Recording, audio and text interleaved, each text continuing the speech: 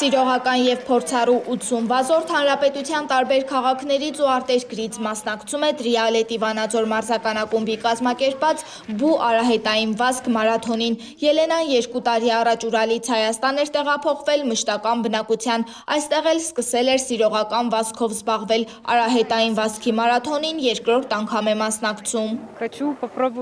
Ես դեռ սկսնակ վազորդ եմ, մարաթոնին մասնակցում եմ ուժերս փորձելու համար, հասկանալու կհաղթահարեմ արդյոք այս մարտահրավերը, նաև իհարկե կարևորում եմ առողջ ապրելակերպը, ընտրել եմ արագ վազքը ամենակարճ տարածությունում։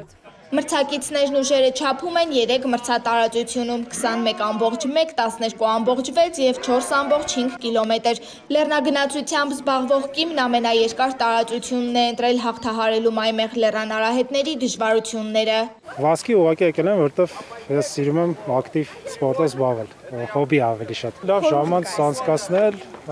վաղը սար ենք բարձրանալու, ոնց որ warm-up եմ անում դրա համար ու հաճելի ժամանակ հիմնականում։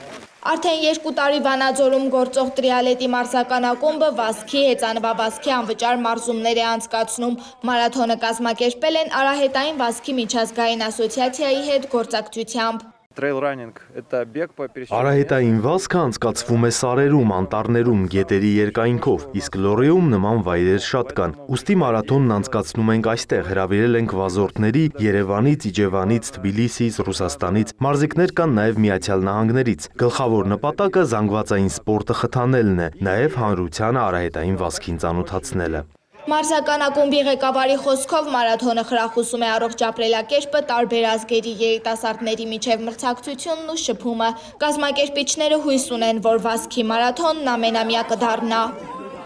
Սերինե Սերոբյան, Թերեզա Հայրապետյան, լուրերի համար։